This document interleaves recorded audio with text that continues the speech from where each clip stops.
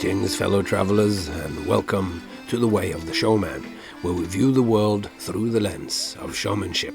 I am Captain Frodo, and I will be your host and guide along the way. And today we're having the second part of Another Sunset episodes, where we talk about the process that led to the creation of this show. And since I left Stockholm, Jay has put online a video of the entire show. And the interesting thing there was that he first put a video edit up of the show, something that I was really pushing him to do. You gotta document this properly. And he did. Made a show, and I watched it, and it was excellent. But then, while I was in Stockholm, he was editing a kind of documentary version, where most of the show is also there as part of the documentary, but you get interviews with Jay, with Ola and Sarah, who were the owners of the art studio, Den Fantastiska Platsen, the fantastic place, where Jay got to perform the Another Sunset. And there's also an interview with Ivar Hakscher, which we will hear on this podcast as well, coming up perhaps as soon as the next episode.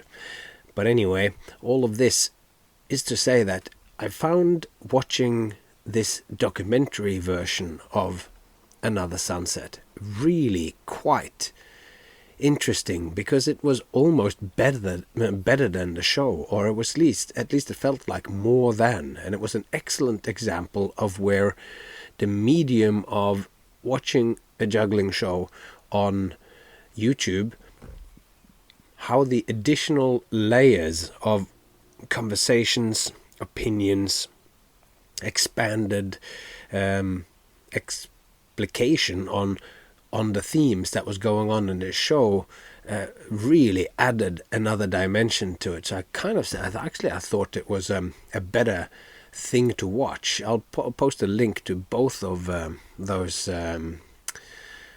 videos, and you can watch both, or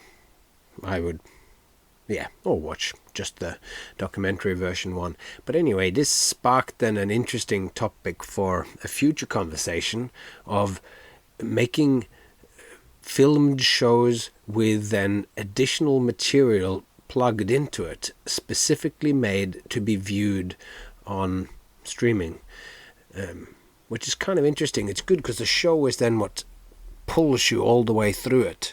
It's the drive. But to have these little digressions where you can delve into a little bit more, it made for a more interesting viewing of a show, which sometimes can be difficult to, translate a show directly onto the screen, particularly when you're doing comedy, or you're doing clown-based comedy where tension naturally builds when you're in a room, can so easily be experienced when you watch it on video as just dead time. So that's all I need to say about that for today. So now let's dig back into what we thought was the last, but turns out to be the middle of the episodes, exploring the deep creative process of creating Another Sunset with Jay Gilligan.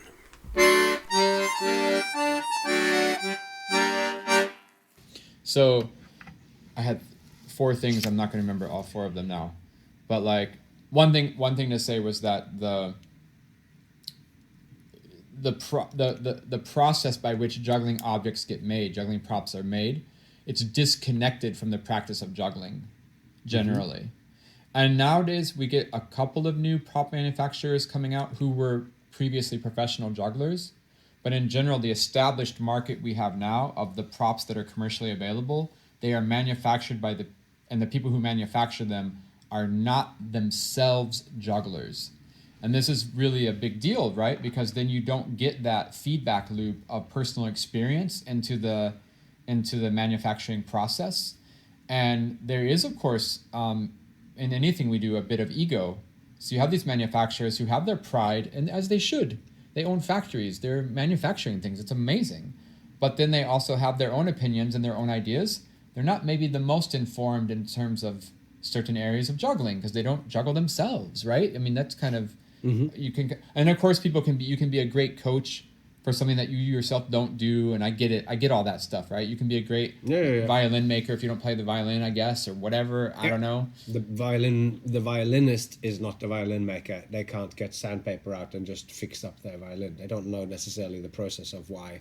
So just to recognize that in terms of size, shape, weight, color, texture, material, whatever, it is partly arbitrary because the people making those things aren't necessarily, they don't have to use the academic term, an embodied practice with those objects. Mm-hmm. They don't have that interior, that physical knowledge about what they're making, actually. Yeah. So you would imagine that when people are making a new violin to put to the market, that they are in a close contact with an artist who would help them shape it or whatever. And do they have that at the juggling factory too, that they make one and then they have some people come in and juggle them and tell them yes or no so that they can bring out a line? Or finally comes now the Jay Gilligan version of the... In theory, Mr. for sure there's some of that going on, right? Like for sure, these manufacturers definitely, that's a great point to not miss, that for sure they have friends and colleagues that they consult with professional jugglers.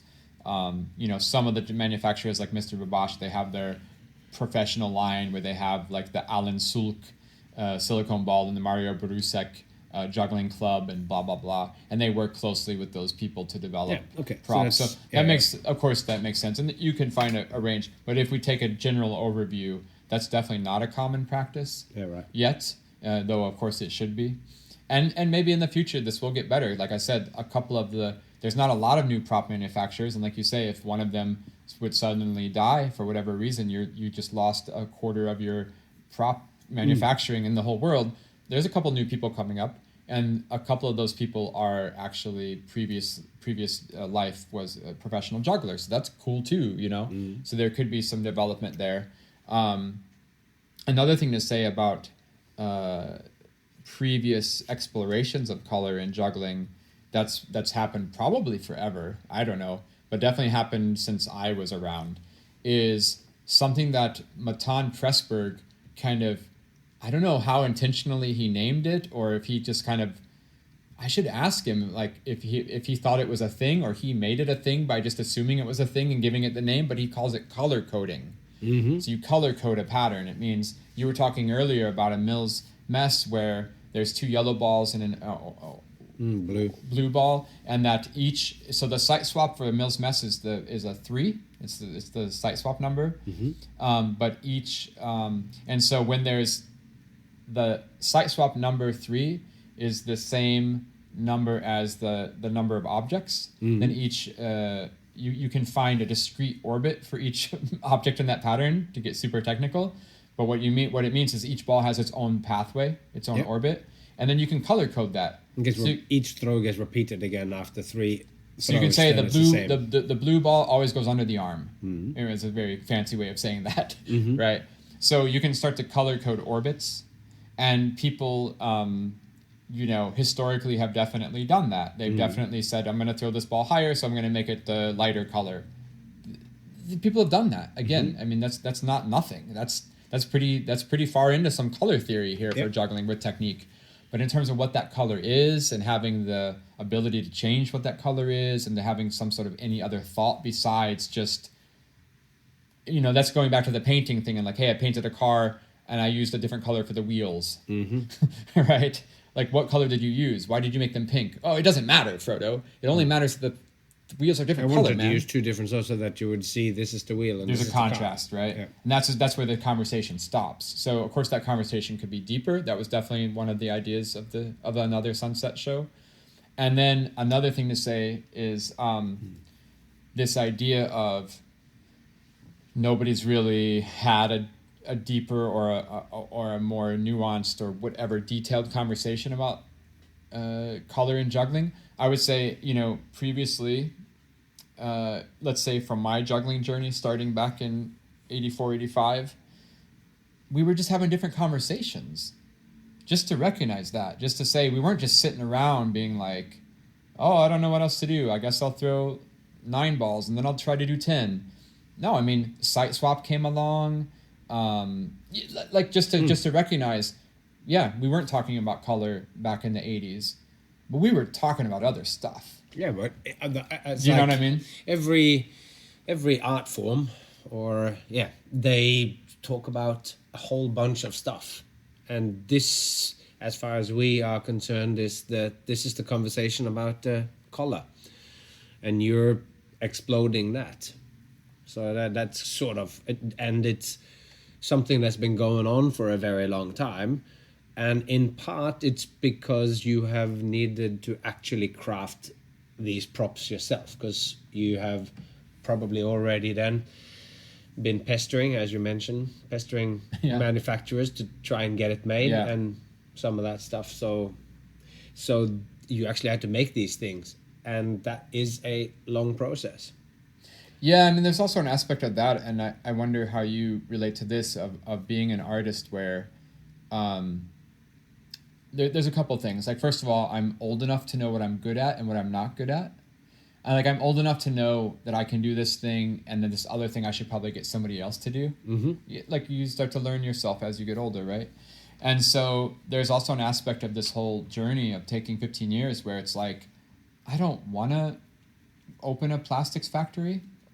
I don't want to get good at that. I don't want to know the chemical composition of the plastic that's in my ring. Not because I don't find it interesting or fascinating, or I'm above it or below it or whatever, because I want to go spend my time in the studio working on what I do, which is juggling. Yeah.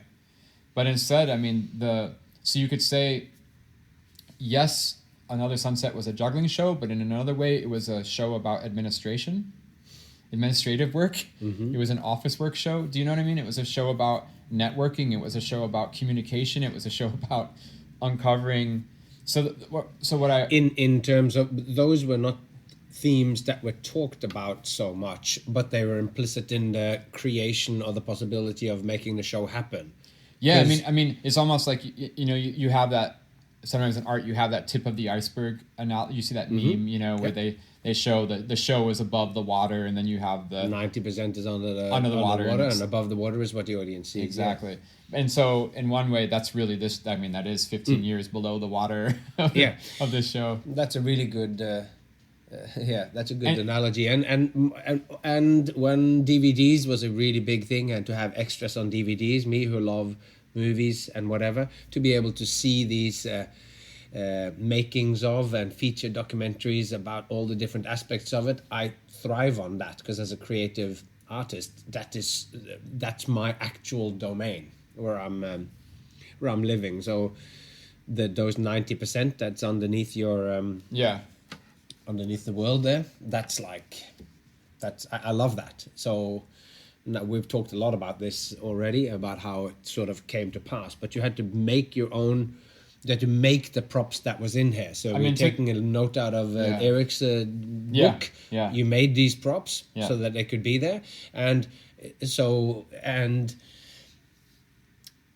then like, just going back to when you then are going to make a show, and let's bring Ivar into it and do one more sort of talk of how big this topic can be. Because when you first start to pick at color, then there is so many different levels to it. It's like, what does colors make us feel? And when you then arrive on the scene and you go, okay, we're going to do a show where juggling and color. 'Cause to me, what the whole process is now, it's about deepening what juggling is.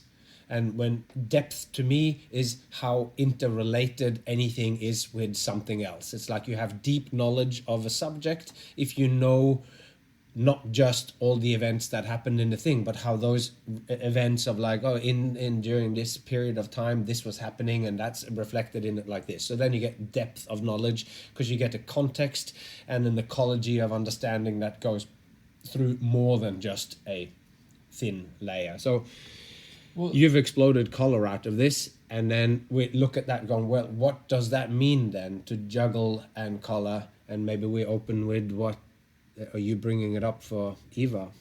Yeah, well, so a couple of things. I mean, first of all, the idea of color because it is so well known in our lives, just intuitively, and just from everyday life. And also, I mean, just from like, we both have kids, you know, and then your kid gets up in the morning and then they got to get dressed for school, and it's a thing, right? Yeah. Oh, Dad, I want the red shirt. You know, it just happens. And because of that, and also because of, in the fine arts world, we can say painting, for example, is the perfect one, or photography, color has been so well, deeply explored to such a high status. I find it very intimidating, is what I'm getting at. Yes. That I'm going to go what juggle. do you actually have to add to the conversation about color? Because you are now taking the steps just from, we have 5 colors, which one do you want to use, to I'm introducing color into this, and what is it called? Like, you're always nervous that, is this even really a thing? I think it is, but then I'm going to do it all, and I'm going to have to make these props, and I'm going to have to juggle with it, and will people go, oh my God, it just blew my mind, he just juggled a blue ring. But get this, it was a different shade. Like, as much as they were angry when they heard about the triangle, will the audience get anything more from it? And in some ways, when you're doing the very first iteration of something, are we just rehashing stuff that has already been validated by the entire viewing audience, who are not interested in the limitations that juggling has had before? So, and also that there's this genesis of like, okay, juggling can be art, so let's place it in the art context. And then you have, for again, let's say just painting has done such an exploration of color. It's just intimidating. Not that I'm pretending to live up to that. Painting and its design, and it's the fact that you could in the 80s, 90s have a color wheel that could choose the color of your sneaker at any different shade. Like, and then you come out and... It's just not a trivial thing just to, you know... It's not a trivial thing to have something to add to this conversation. Or even just to live... Like, I don't need to even add to it, but just to kind of even confront it. To feel like do you know what I mean? Yeah, to feel like you're in the conversation now as a juggler. Exactly. Who's going to take on color, and have I got anything to say? Have I got a place at the table to be in the conversation at all? Exactly. I'm not even to not, because maybe you are not at the point, we are not at the point where we can expand this into going, I mean, Kandinsky did his thing, but then there was Gilligan when he did he exploded what we could think of as color, because he did it with movement in juggling. Like, so that's not where we're at. We're like, you're still just punching for the right, like we talked about. We are self-conscious about, or no, but just low self-esteem about being circus, because we know we're only just above the mime or whatever. We always have to like kind of defend ourselves, or we feel the need to validate. Well, so because I found it intimidating. One of the things I did on this project, which I hadn't done in anything else before, and this was also part of the 15-year process. So this happened years ago. I started to talk to other people about it. I started to interview other jugglers about it and other artists.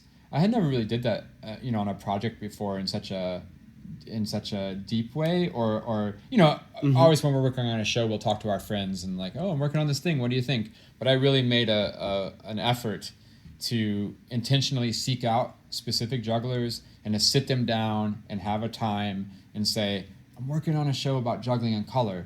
And my main question turned out to be, what do you expect to see in a show like that? Because the thing is, again, it's not new territory in the way that jugglers do have a relationship to color. And every juggler I talked to immediately, whether they agreed with it or not, they got it. They understood it immediately. Like, okay, I see what you're saying. And then everybody, just to say, the ones at least I talked to, they immediately had an imagination about it. It was kind of fun.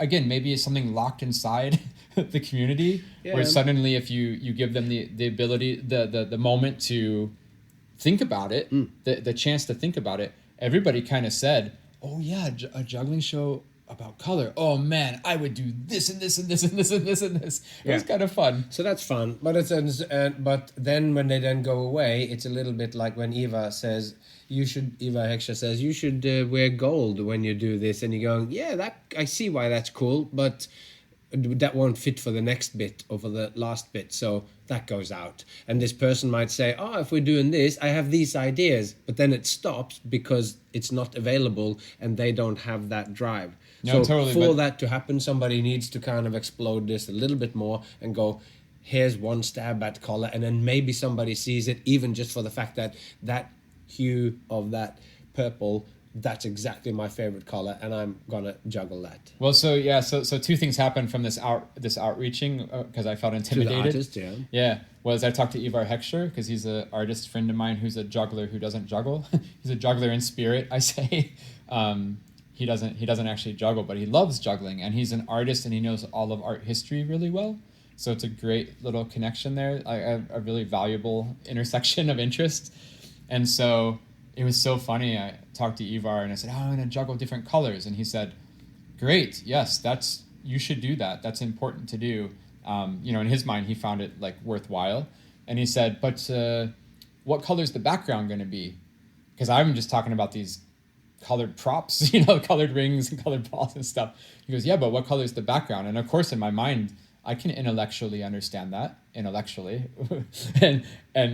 said, oh, I don't know. And he said, oh, it'd be really good if you could change the color of the background. And in my mind, again, intellectually, I get it. And I'm like, oh, yeah. But I'm also thinking like, oh, man, I don't know if I have money for that. And how do I carry that around? I already have to carry all these different colored props. And now I have to have a background that changes color. Oh, okay, yeah. Maybe I do it like this or that. And then that had already kind of disrupted my you know what I mean? Like I was just so focused on the juggling, which is just hilarious that I'm focused on the juggling and then I think I've kind of expanded it out into color, but then I'm not actually expanding it out to the reality of what that means. It was such a big leap in my mind to just think that I could change the color of the ball, that I just couldn't conceive that I was going to have to change the color of the background that Ivar had just said, just the background. And I was mulling that over in my head. I couldn't really quite comprehend it, like what that meant. And then Ivar just kept talking. And he's like, yeah, but of course the background, I mean, you need the ceiling should be a different color too, because we can see the ceiling against the objects too. And then the walls and of course the floor should be. And it was just hilarious how at each step of the way of this little discussion, I thought I had reached the new barrier, the new limit of like, this is what we're working with. But then Ivar just kept bringing it out, like showing me the reality, because color is all relative. Color is just relative. Colors are relative to each other. It's like a physical, psychological phenomenon, and it's just relative to this color of red is not an absolute color of red. It's red. It's this red here, and if we walk to a different room with different lights and different colored background, it's a different color red. It's the same red, but it's a different perception of what it is. So then that was a funny little moment of like, wow, yes, I am working with color. Oh, what's color? And that was a fun. So I was really naive when I started the project, in both the terms of juggling culture, about the mechanics of how objects got made and bought and sold and how they were created and valued and distributed. And also I was naive in terms of what I thought color was. Because of course then I also asked another friend who pointed me to the work of Joseph Albers, and Joseph Albers kind of wrote this I call it the Bible of color theory, and in that book it becomes apparent that color is relative. Color is not an absolute truth here or there, but it's relative to colors are relative to each other. So I had this conversation with Ivar where it's like, I need to not just control. If I'm going to work with juggling and color, I have to go back to my fundamental kind of understanding of juggling, which is the three parts. There's the object, there's the body, and then there's time, and that all happens inside of a space, inside an environment. And because like Joseph Albers points out and says, well, color is relative, then you also, if you're going to control the color of the juggling, you have to control the color of the environment. And so the other thing, so parallel to that, that's one starting point. And that was in the sense what Ivar had said in one way, like you need colored walls, or you need, and on the base level of that is to go make it one color. That's like the level one, because if roof, floor, everything is one color, Yeah. then you now see the colors for what they are in the same relation to each other. Yes. Because you did also start from this. You go, color could be anything in the entire world, and any thought could be anything in the world, and therefore we don't need to ever have another podcast, because anything can be anything at any, or can be related to everything Right. else. So you need Right. to have a firm place to stand, and you, as a juggler, you start by having the medium that you actually work with, your relation to the objects, which is like the paramount thing, and how that expands through time, through the patterns that you do. And that's where it started. So you go, okay, I'm going to start here. I'm not going to start with going into light design or going into LED screens with different colors at the back. Actually, I did. Okay. Because the second part of that, this little story, I mean, they kind of, and then they meet. Yeah. So Ivar says this, I get the Joseph Albers thing, I'm like, oh, this is what I'm in for. But when I interviewed all these jugglers who all immediately had a relationship to what I was saying, I mean, I didn't meet a single juggler who was like, wait, what do you mean different colors? Like, everybody's like, could immediately grasp it and be like, oh yeah, everybody has the desire at some point to juggle different colored things. So the other thing though about talking to jugglers is they always want to break the concept. Like, they always want to like push everything to the end, to the extreme. And I see that as well when I teach juggling too in the schools, or I used to do, masterclass workshops and just meet jugglers and teach them. No matter what you give a juggler, their first reaction is, how can I break the rules? So if you're going to go teach them and you say, hey, here's this, like there are always these examples, but like I'll go teach a masterclass, whatever in Germany. And I'll say, okay, now we're going to do a pattern like this. And I'll show like this. And I'll say why, what concept we're working with. And someone will just raise their hand and be like, before we even start, they'll say, can we do that with multiplex? And you're like, why don't we start with the thing that you haven't even done yet before we start worrying about multiplex or body throws or whatever stuff, right? And so jugglers have this habit, this trend of like, let's push everything to the extreme and make it as convoluted and as hard and as challenging as fun too, And so that's what happened when I interviewed all the jugglers about color, is their minds immediately went to the edge of what is even we're talking about, because they just immediately wanted to just go as far as they could. So it was just stuff like, oh yeah, if you take a red ring and you shine a green light on it, it'll look black, and then you can have like a red background and you throw the red ring up into the red background and the red ring disappears, and then the ring could be transparent, but you could light it from this thing and you have light on your hand that's a different color on blah, blah, blah, blah, blah. And just like all these tricks with colors. Because, and not again, because, and there, I think there's a reason for that, reflecting back on it, like now that I look back on it, is that those things you can talk about concretely with words. You can say, have a red circle in the air and then throw a red ring in front of that circle in such a way that the red ring disappears for a second and then it reappears because of the contrasting background. Those are words I can concretely tell you and express to you an idea. But when we're talking about what is the psychological or emotional effect of color on you in your everyday life, that is much harder to articulate. Yeah. Right? It's so hard to put into words a feeling or an intuition or a desire, or right. So we don't fully have a language for that. It's the same that we don't have the language to express the emotions we feel when we hear the music or whatever. Like this is other. It exists. Its relation with music and us is a different relationship than between a human being and language. It speaks to us, but it speaks to us on an emotional level, and color speaks to us in a way that language can't penetrate properly. And so it's like in where you yet again find we need poetry to get to the truth of it, because you can only talk around the porridge, as we say in Norwegian. You can't get to the point. You just got to go around the edge of it or whatever. So there's something great about that. And after me watching the show and commenting on it, it's like we're going, yeah, we because in certain sense, some of those things, they can't be said. You can't come out and say, now I'm going to play this music and this is how it's going to feel. And then you explain the thing. Exactly. And if that one was better than the music, then you might not have needed to play the music. Exactly. Because it's going to be on its own. Yeah. And you've been a firm advocate of juggling being what it is already, and you want it to be that, but then you always have to meet people or whatever. And so it makes sense that, right, that people, I would interview jugglers and they would tell me things with words that words could tell me, right? Yeah, so you go there first, and also so a juggler would immediately go towards something that's sort of trick based. Exactly. It's a trick. Here we can do this. Now they change color. Boom, sweet. Now I go over here. I juggle something else, and here's another trick. And most of those tricks involve lights. Yeah. So I mean, in the end of the day, it all came down to lights. Yeah. So Ivar and I, we started buying lights. We did start buying lights. Like we went into that. That was the first direction. Okay, let's get some lights. Let's start doing some tests. Different colored lights. Different colored. You know, of course, in terms of the background, you could take a white wall and then you could just aim a different colored light at it to change the color of the wall. So you didn't need, that's right. Stuff like that. And pretty immediately, going down this path of buying lights and playing with lights, I understood that this show was going to turn into a lighting design show. That the lighting design actually was the entire kind of point of the show. It was going to control the show. It was going to be the main focus of the show.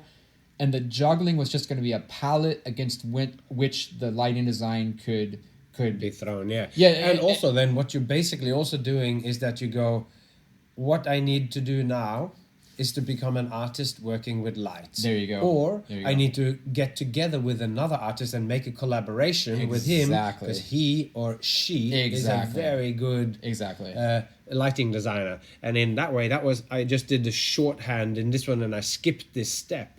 Partly because of that, because what you have done concretely in your show now, you perform in a white room with one set of lights all the way through, because you have found this firm place to stand. I'm a juggler, and this exploration starts with an array of juggling props that is unparalleled in the history of juggling.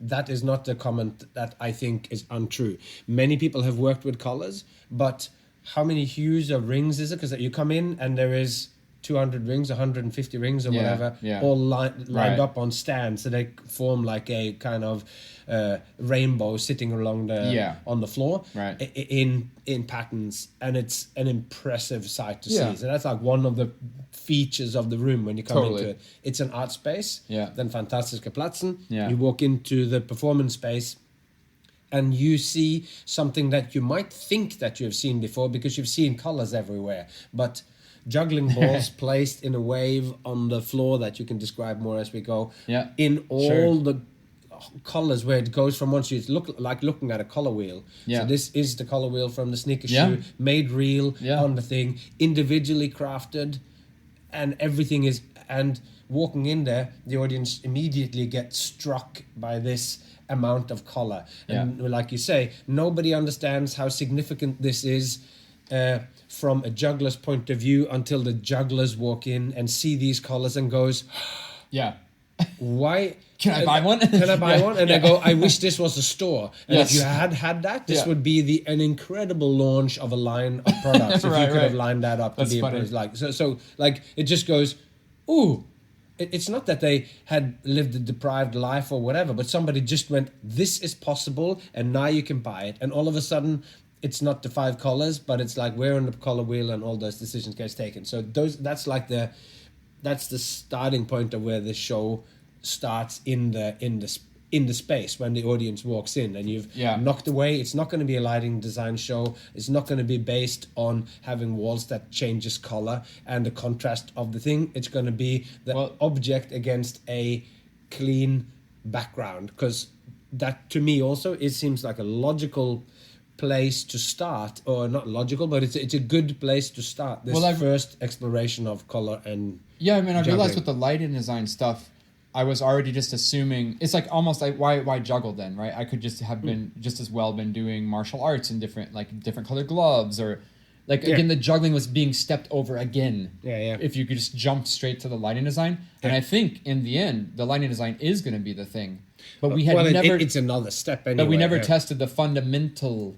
We still hadn't done the fundamental... And even then, you can sort of, for the devil's advocate or whatever, they might still say about the that the juggling is still just juggling, and now you've put colors on the objects, but the juggling is the process of how it happens or whatever. Like it, and I genuinely don't believe it, but it just sort of popped into my head. That Totally. The juggling is still, and that's what we're interested in, and then that's why the objects should just be single. Because if you put colors on them, then it's adding something more. But we're making the point that you are going to have to juggle it, and it's visually coming in, and to say that only the pattern that it traces in the air, that's the core of juggling, is a limited view of it, and it has many exponents, and you as a performing artist have now moved in and stepped up. So on that note, I go, let's just take that for granted. Well, definitely. I mean, to be honest with you, the juggling in the show existed before. Yeah, I got the objects. Mm-hmm.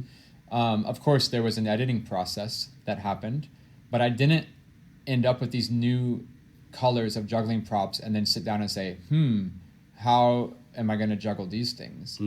The only thing I did on this show as the first step, again, we don't have to skip over the beginning.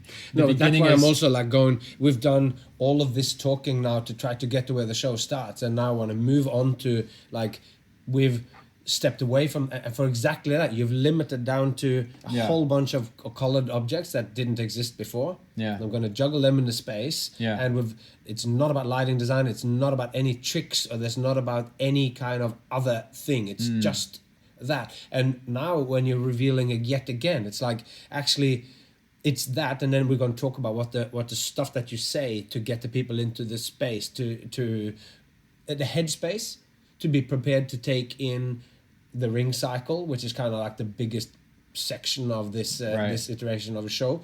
So we talk about the ideas of how color gets introduced to them. But when you arrive in there, this is what we're working with: different colored props and juggling, and you haven't even sat down and gone, tell me, blue ring, what's the tricks that I do with Exactly, you? yeah. Haven't gotten there yet. No. But Right. we know from what we're going to talk about, Kandinsky and Ivar and whatever, that this question was asked in art, but it wasn't asked until 1907 or whatever. Right. So we'd had Expressionism, we'd had Impressionism. This was happening at that time. And then one guy, Vasily Kandinsky, writes a book on the spiritual in art and asks these questions of colors. What does the color specifically bring into it? And so we are at 40 years into the history of juggling as an art form. The argument for that can be made other places, but we are now arriving at a point where one person like Kandinsky or you are asking this question: what does this do? And this is your first exhibition of this. You've now got the colored props and you're going out, and then so should we just take it like from the beginning of the show then to what the actual art, what the art? Yeah. So now the audience don't know any of these things. This is the 90% that's already happened, and this is the process of how do you arrive, and then you go, okay, what's that level one exploration of what it is? They walk into this art gallery, and that's for a start. Like, I think that's significant that this is in an art gallery, and it's not folk circus. You come in, it's completely arty. It's like people where they're drinking little things and having canapes and stuff. Well, so exactly. Yeah, let's start there. You said that idea about you walk in and you see that wave of balls, like the color wheel on the floor and the rainbow arc of rings. And one thing is that back at the beginning of the whole thing 15 years ago, I was watching a show in the north of Finland, and it was a juggling show, and I love juggling, and I live juggling and breathe juggling. And I was watching the show and I was completely turned off, disconnected. I didn't want to watch. I was just like, what is this? This is terrible. And I realized the person on stage was working with juggling, where all of the concepts were internal. They were inside the juggler. And even me as a technician couldn't even untangle or uncover or visually see what was happening, really. Yeah. It was just like a bunch of blah, blah, blah, garbage in front of them, like really not visual. Yeah. And not clear. And I was working on a bunch of concepts in my life then. Like, I had 6 different projects, and one of them was the color thing. And I went home and I said, hey, you know what? At least at the end of the day, if I work on this color thing, even if it's good or not, it's going to look cool. It look beautiful. And so when people walk in and they have that impression, that was really intentional as one of the first. But it was a pivotal moment in my life of being like, oh, yeah, I can have internal ideas and concepts, and they can either be visually expressed to an audience or they can be otherwise expressed. And I had a path a fork in the road. And this project really is intentionally taking that one road. Because when it is in an art studio and you walk in and it looks as pretty as it is, and we'll put some links here to actually the show is on YouTube. You've put it up there, so you can go and look at it. And just looking at just that first bit where you go, as an art object, that thing in itself, that is already, you walked in and it looked like you were at an art exhibit of some sort. Yeah. I mean, I was an artist in residence at the studio at the art gallery for a month, and there was exhibitions in the other room going on while I was working on my show. And a few times people, apparently, I wasn't there, but people would come in and look in the room where had my stuff set up. They thought it was an installation. Yeah. It wasn't they thought, oh, that's a cool piece of, you're done. And that was pretty fun to have that concept of the work. I never thought of that, but like they just thought it was a conceptual art piece, to the point where even one woman thought that in the catalog of the art gallery, my performance was listed, that was fake. Oh, yeah. It was a fantasy of like, oh, it's a conceptual art piece where we're gonna have a juggling show with different colors, and that it was a sculpture. That's kind of cool. Yeah, but the whole art. That also that points to how striking the wave of colors, which is made from perspex tubes cut at varying lengths. Yeah. So it's a three-dimensional wave. So it's a wave that's going and each ball of a different color standing in a line and at a different height. Yeah, so it genuinely is 108 balls. 108 balls in a pattern on the floor. It quite sort of. I had my friend take a sine wave on a computer and make a 3D model of a sine wave and then just freeze it in time and then just populate it with 108 pixels. And then he just printed out the ratio of each height of each dot. And then I just cut perspex tubes. Yeah. So from the look of it, you look at that and you're going, I don't know what it means, but such is the case with a lot of conceptual art. It's like you can't quite see the tubes. I mean, you can see them, but they're see-through. So when you look at it like that, you can easily just see 108 balls, juggling balls, each in a slightly different 3D hue, space, in a three-dimensional space. Frozen so that's a wave. beautiful image in itself, which is rare. But that you come into a juggling thing when we talk about folk circus, you come in and you pull it out of a suitcase and it's the same dirty club that you juggled on the street yesterday and you pull it out. But here, unique balls, not tainted by endless repetition of juggling. It's all so clean and all the rings are hanging up at the back, and there's also... Well, so the art gallery thing came about also really intentionally because I wanted to drill it down to the basics of like, hey, let's not get ahead of ourselves. Let's not do lighting design show. We gotta start at the beginning. And then I really wanted the piece to be outside of theatrical time at first. So I thought, look, if you go to a theater, like here's the thing.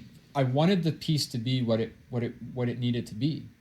But if you go to a theater, you can't have a show that's 12 minutes long. That's not a thing that people do. You can't sell a ticket and then people go see a show and it's 12 minutes long. Even if it's the best show you've seen in your life, you would be mad. Even if it was the best thing you've seen. And so I thought, and on the flip side, if I go to the theater and do a show that's 12 hours long, you're also like, hey, this is not what I signed up for. I just bought a ticket, So I thought, where is a space? I just wanted to take it out of a theatrical space to get out of theatrical time. Yeah. And I thought an art gallery, because then it also is, you've already said it. It's like, look, if I go to the theater these days and I do a juggling show and you say, what's it about? I say it's about color. That's not really a conversation people are having.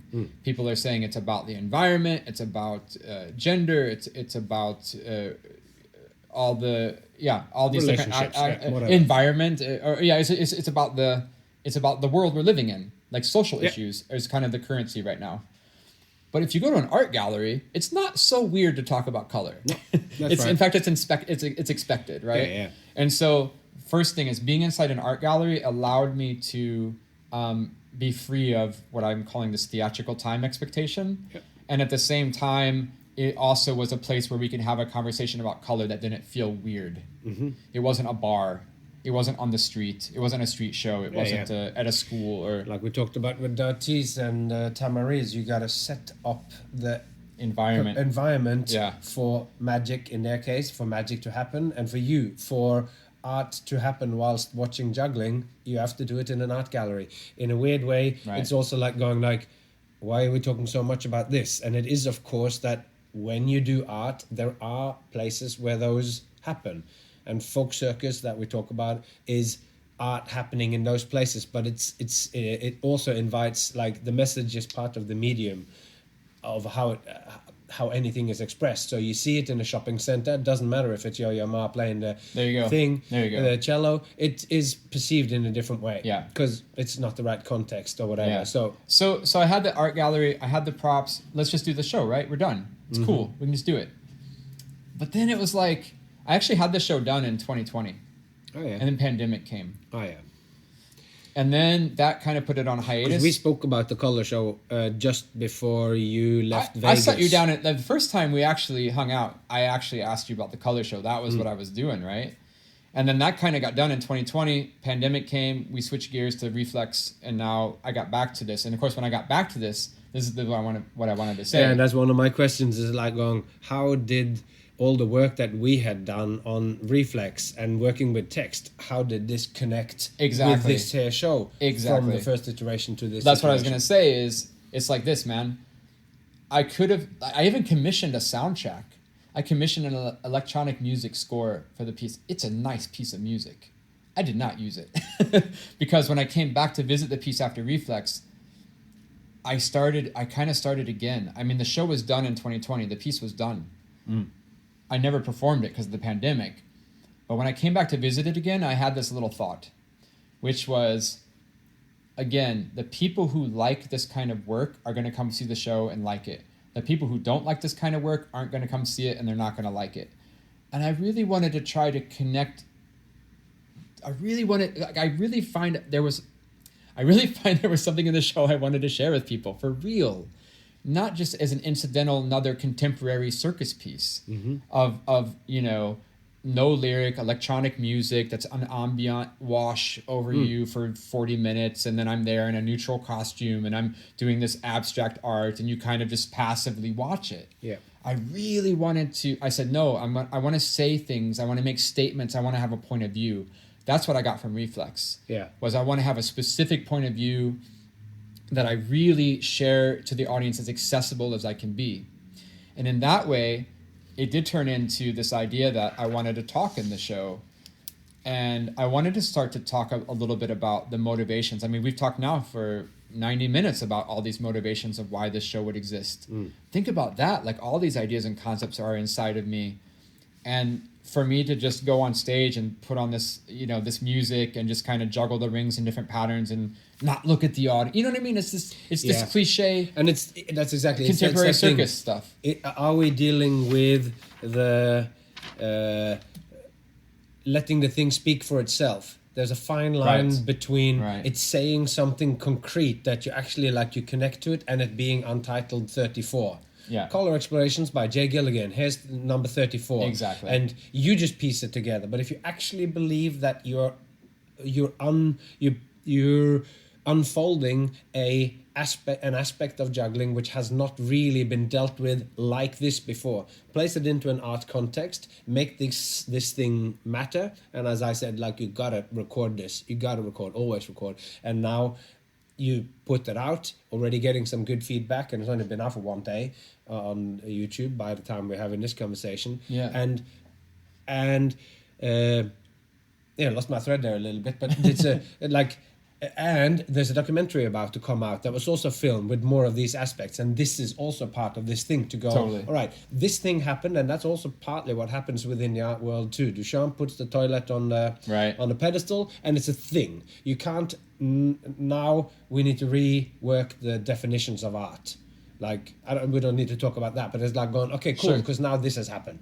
And I'm not saying that this is you putting the toilet on the thing, but all of these things around it that we talk about it for an hour and a half before we can start talking about the show. Yeah. And you now going I want to have this specific thing to say, that it won't just be something that it happened and it was a wash of ambient music and just juggling patterns, and people go, yeah, he juggled many colors, but you wanted to have a stronger point of view. Yeah. I wanted to dare to say something more serious. Exactly. Yeah. You wanted to say something. I wanted to dare to make a statement, and I think that's maybe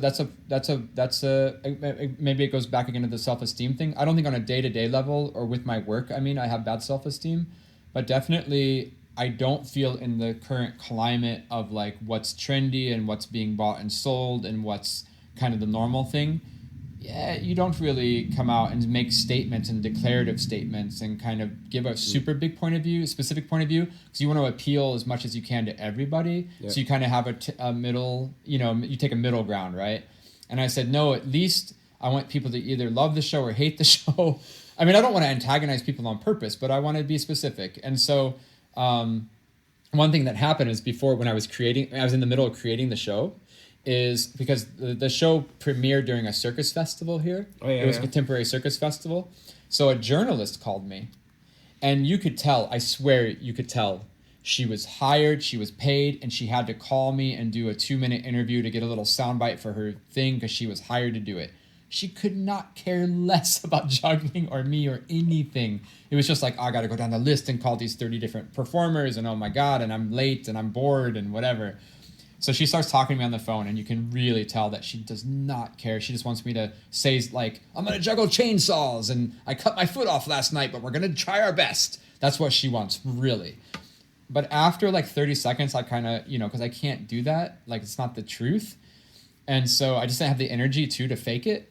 And I just started to talk about the process, and I did a 15-minute version of this conversation we've had. And she was kind of, like, taken aback.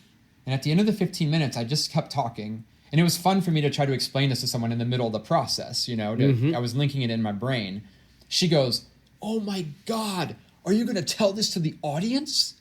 And I was immediately like, no, I'm not going to tell any of this. This is my process. And she goes, yeah, but when you tell it like this, it's amazing.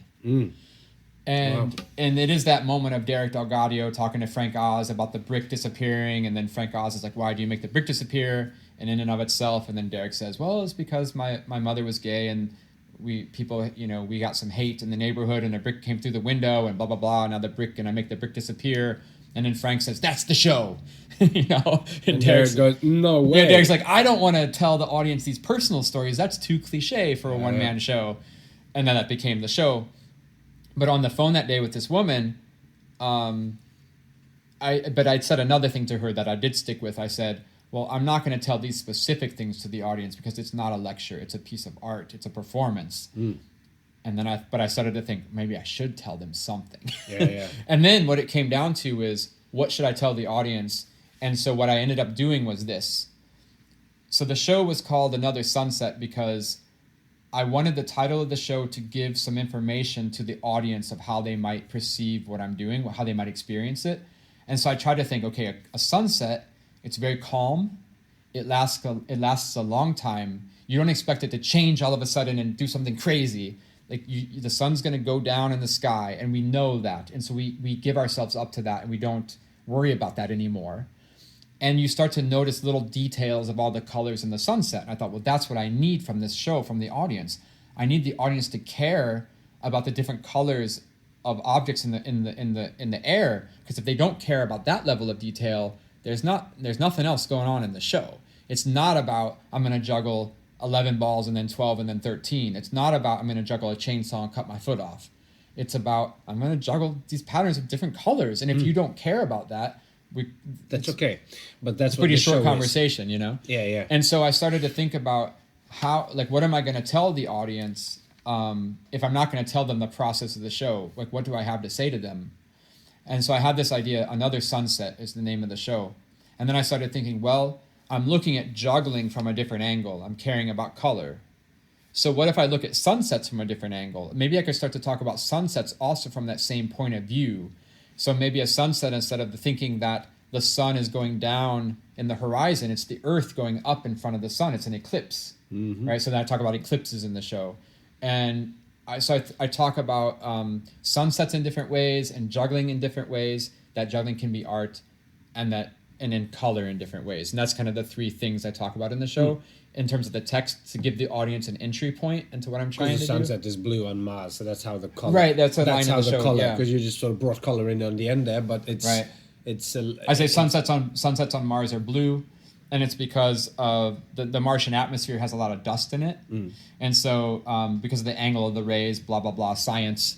blah blah blah. Light refracts, and in the refraction of it, the red waves get bounced out, and the blue remain, and so sunsets are blue on Mars instead of red as they are here on Earth. And so that was kind of a big starting point for the show too, to be like, oh, let's look at the world from a different perspective, and that's kind of the overarching theme of the show.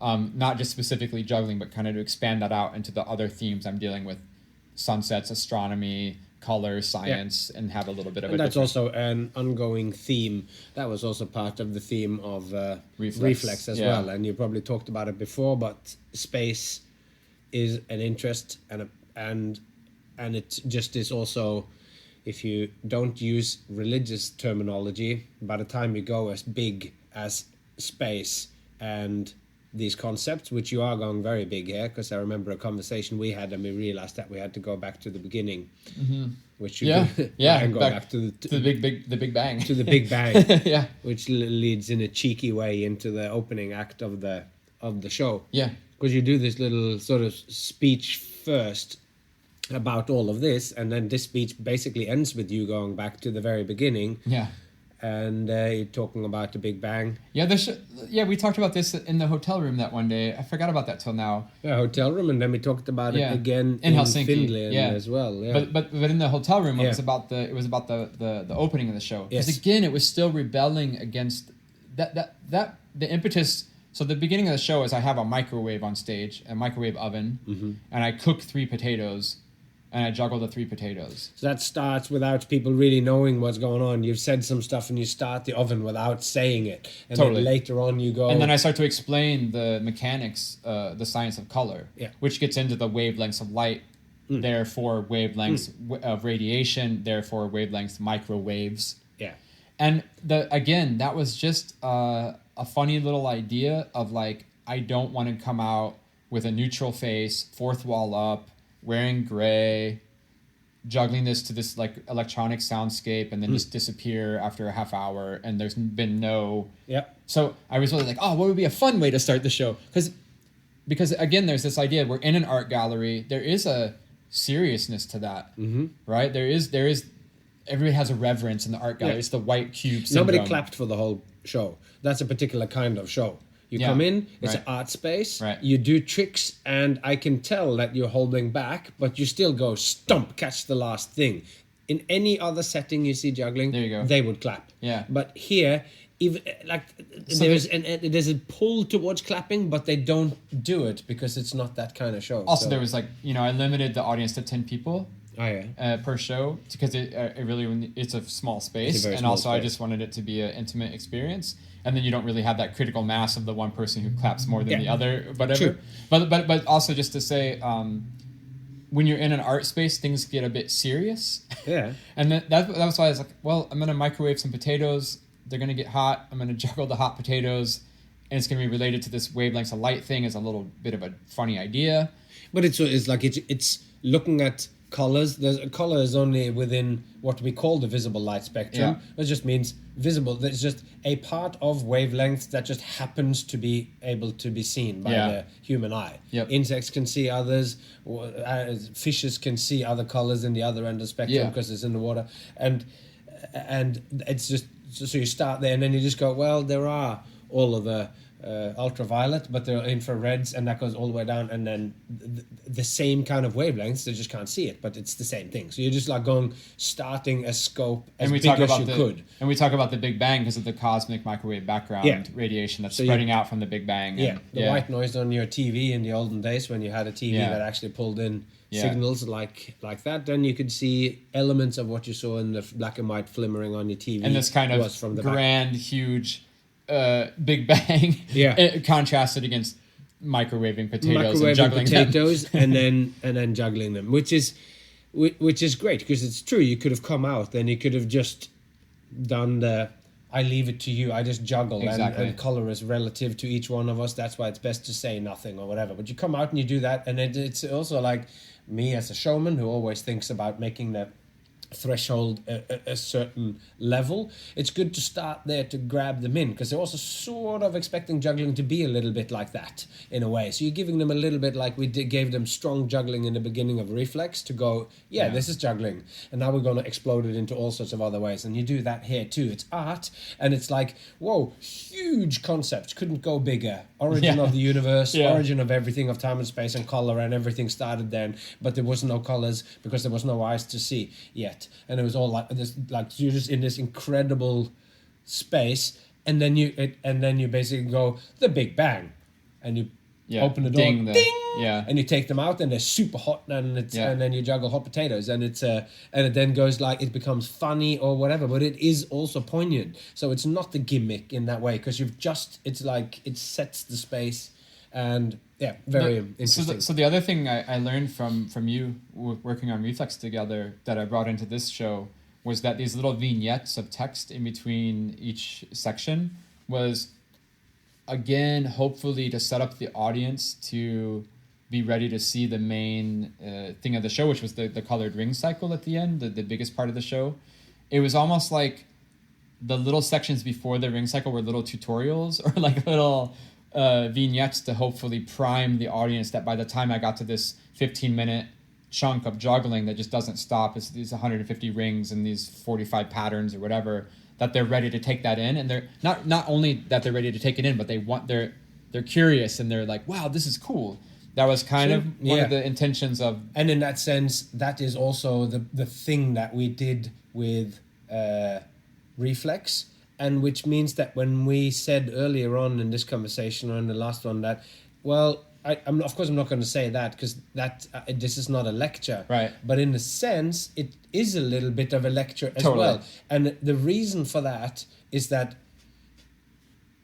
we are aware that a bunch of the people who watch this will be jugglers. It will be people who are interested in circus, contemporary or otherwise, and they come in. So they come with that expectation, and we want to take them along and saying, we're stepping into art, but we know where we come from, and we know. Right. So you're giving the content, you're giving them the transition, and taking into account that this has only happened in the last 40 years. And you mention Kandinsky to the average person on the street, and they don't know who it is. Or you mention Duchamp, and they might not know his name either, but they might have remembered the toilet or the pissoir on the pedestal. Yeah. And so they know so little about even these important epochal things of within art that is an iconic thing. And certainly they don't know the names of any of the jugglers who made any of the big things, Anthony Gatto or Michael Motion or whatever. Most people don't know them. You say the name and they don't know it, just like when I say Penn and Teller, huge portion of the audience don't, or the people that I talk to don't even know who they are. Yeah. Been on TV for 30 years. Yeah. It's like, and you still don't know about it. So, So it is to try to take the people out and to take something which they think they know, juggling, and to point to other things, and to be aware that to just juggle to music will make them see it only as, oh, he's just juggling colored rings. Yeah, that was... And again, people who are into that are going to be like, cool. Oh, that's and awesome. People who aren't into that are going to be like, oh, it's that stuff again that I don't... It's just a whole bunch of visual stuff here, and it's really like wishy-washy. Like, it's just like... It is there if you can really live yourself into it, but people don't watch juggling. Like, when I'm saying people, it's like the general audience do not watch juggling like that, and they also don't listen to music like that. So they don't listen to contemporary classical impenetrable music and go, that I really didn't get that. Okay, I'm gonna have to listen to it another 5 times immediately so that I can try to understand what it is that the artist is doing here, because it's offending me or something, whatever. Nobody thinks that. They go, that this didn't resonate with me. So the thing that we're doing with is to acknowledge the truth of the situation and try to bring the people who are there in and change their perception of what juggling is.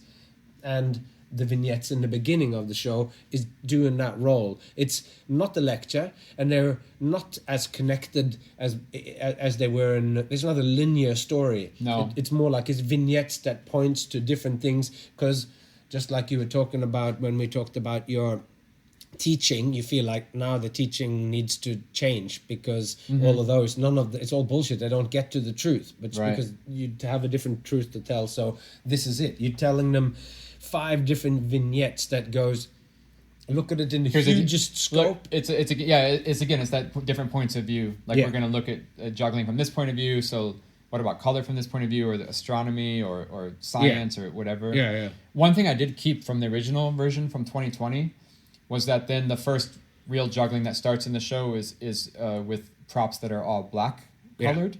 Let's start this up again because I realize we need to take one more. So we're going to start next episode. Okay, cool. From talking about absolutely, because now now it took us we thought that we would be done after the first episode. This is the definition of juggling on the first season of Object Episodes with Eric. We had let's just do the first episode about the definition of juggling. 3 episodes later, still talking about it. Yeah, because it's the result here of an artist that has been trying to open up a new domain, open up the color, and the show is just the 10%, so we're capturing some of the 90% now. But we'll be right back after this. See you next time. Wow, today I am living in a caravan, as I have for the last few weeks, and it's amazing how the weather affects you when you're living in a caravan. The way that the rain drums on the metal roof of the caravan and it's loud, and you're lying inside, or you're working, writing on your next season for your podcast, or you're doing whatever, and you can't even really sort of sit outside with the sort of... I have a little roof out the front of the caravan here, but you can't even really see there because it sort of splashes up. So leave the door a little bit open so the dog can go in and out, and constantly having to wipe his feet and belly from going out in the rain so it doesn't dirty up the caravan.